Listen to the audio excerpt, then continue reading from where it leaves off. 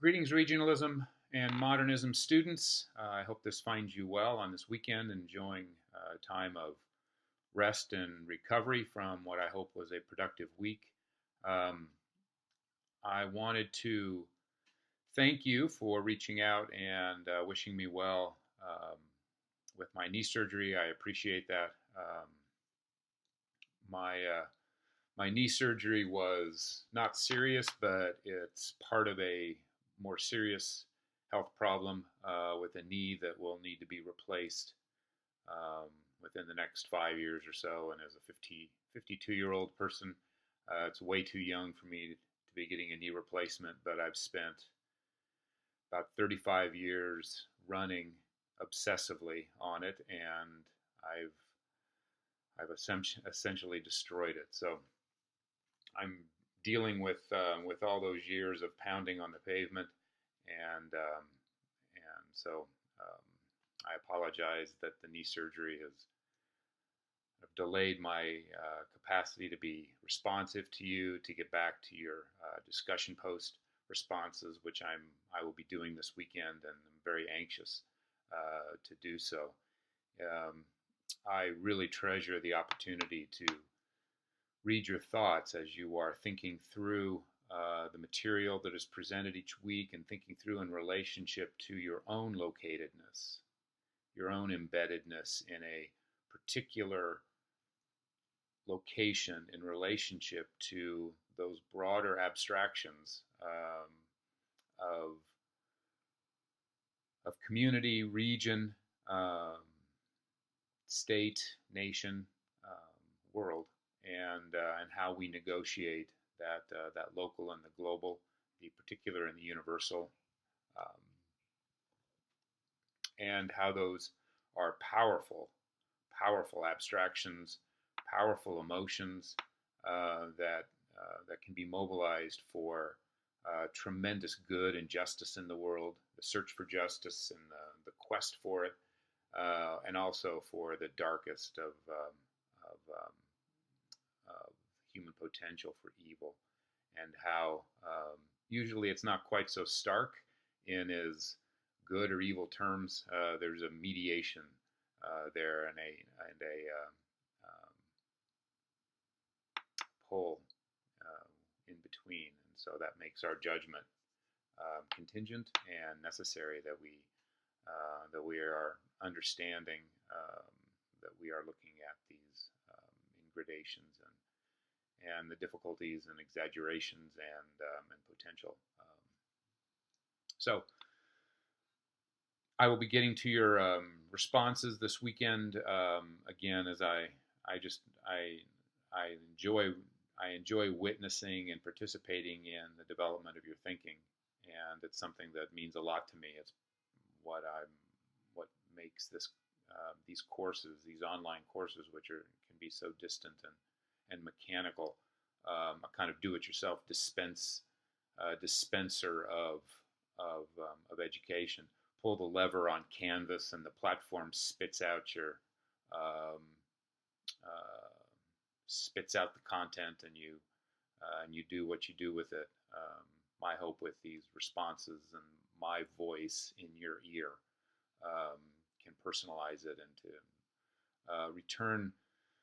return the skin in the game to it, the humanity of it, to try to be to try to create some sort of situation in which we are actually together. And in that context, I want to share with you some of my personal account that I think might be a source of encouragement for you. I know in these classes you're doing a host of other things. You're teaching, you're working full time, doing other endeavors, you have other dreams, and you're taking these courses in part because of part of a program in which you are looking for advanced education, deepen your knowledge,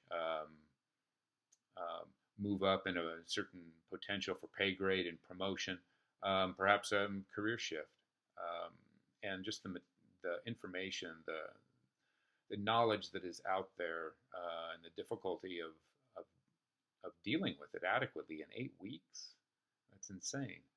And how do we understand certain ideas that will get a little taste in 8 weeks and I expect you to write a paper on it, um, or read an article that you can barely understand, that 50% of the words you don't understand, and scholars will devote their lives to studying these texts. Um, it's very difficult and it can be very intimidating. And I just want you to know that I've spent 25 years exploring these questions about the visual arts, and over the last few years, they're leading me further and further into the realm of religious studies and theology. And I have no formal theology and religious training, and I've come to the point where I realize in order to do the work that I want to do the scholarship I want to do, the research I want to do, um, I'm going to have to go back to school and get rigorous theological training. And so I'm planning next fall to enroll full time in a doctoral theology religious studies program somewhere um, in the United States or in the United Kingdom. And I'm in conversations with various folks, various programs about that opportunity. And it's a scary thing at 52 years old to go back to school to take the GRE, to have to um, go back in as a student, and yet it's something that I find that is necessary. My ignorance just confronts me each day, um, and to be able to do the work I need to do, I need more training.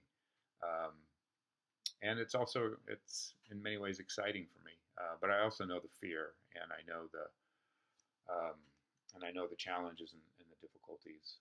And I just want you to know that with the challenges that you face, with your adult responsibilities, with your full-time job, with your aspirations, with what you hope this program can do for you, that there's a lot of fear and vulnerability and insecurity.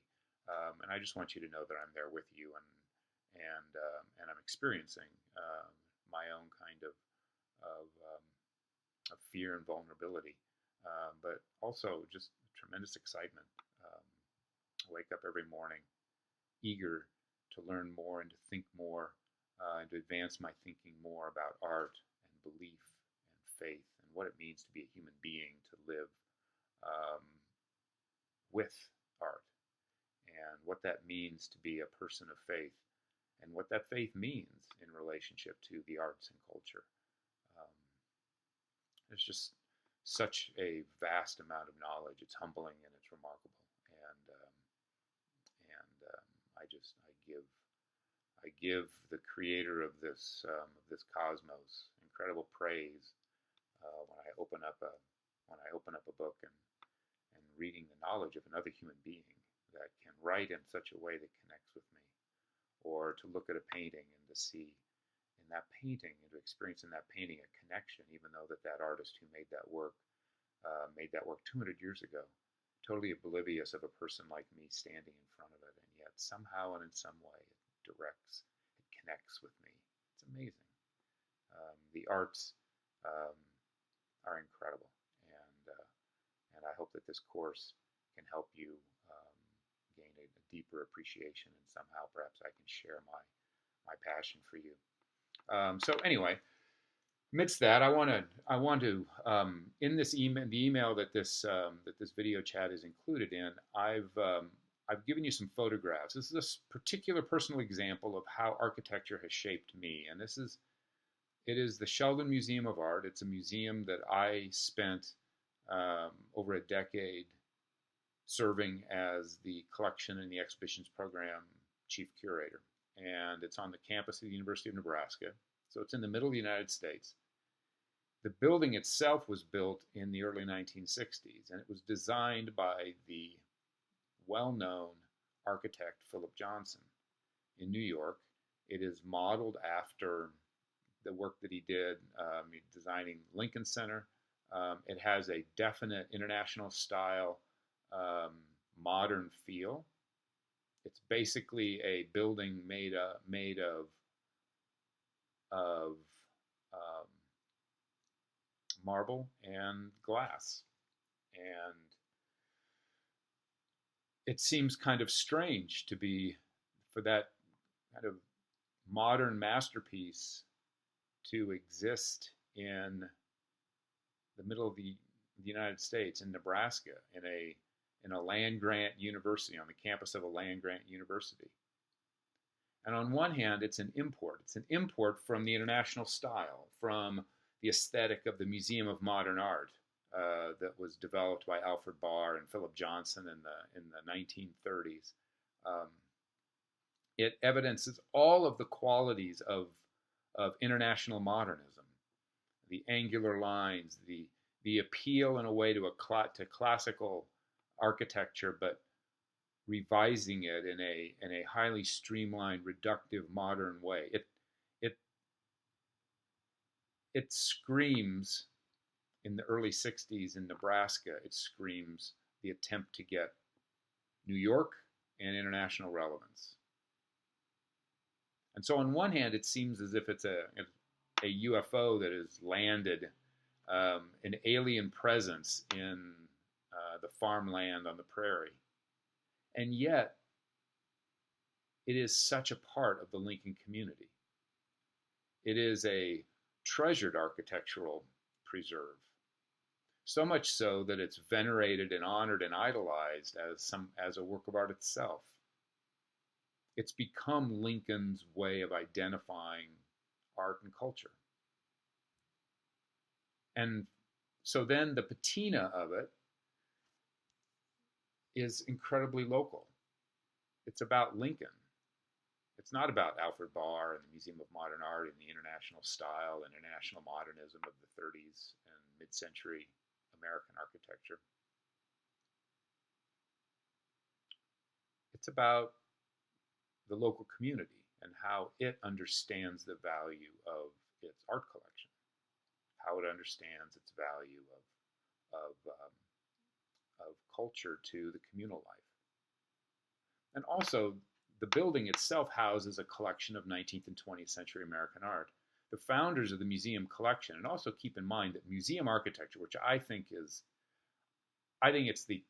it can be the classic paradigmatic example of architecture that we can think about in our class, that it houses a collection. And that collection, the founders of that collection, every museum is founded by collectors, benevolent gifters to the community. And these collectors in Nebraska had financial resources, but not enough to acquire European French modernism or French Impressionism as the collection began in the late 19th century. But what they could afford were the American Impressionists. They could afford the early American modernists. And so that's where they put their limited resources. And so the collection that was built was built 19th and 20th century American modern art. And that collection speaks not just of American art, primarily New York or Los Angeles, but it speaks of American art in terms of Lincoln. This collection, a particular collection that has become part of the fabric of the Lincoln communal life, the cultural life. There are works of art that people have come for 30 years to see. It's a part of their life. It's a part of, when they think of art, they think of their Edward Hopper or their Georgia O'Keeffe or their Willem de Kooning painting. It's their collection, even though the work was made by a person in New York or Georgia O'Keeffe in Taos, New Mexico. And so how works of national international identity become part of a local community is something that I think is important as well. And how we think about this relationship of the national and the local and these like issues, and how they're related, and who we understand how we understand who we are locally has much to do with how we are understanding ourselves nationally, how we understand ourselves in the context of an international global community, for instance. And so the exhibition spaces, the museum itself, the exhibition spaces shaped how I interpreted the work. That space, the shaping of that space, those rooms, those exhibiting rooms that you will see in these images that I've attached, give you a certain sense of the palette that I, as a creative artist, as a curator, was working with, and how I could shape and curate exhibitions, aesthetic experiences that could only be had in that space. So if these thoughts are helpful to you, I wish you a great weekend, and I look forward to addressing each and every one of you in your discussion prompt responses sooner rather than later, I hope. Again, thank you for the well wishes and solidarity with your weekend of reading and struggling through your material. I have my own that I'm working through as well. Take care.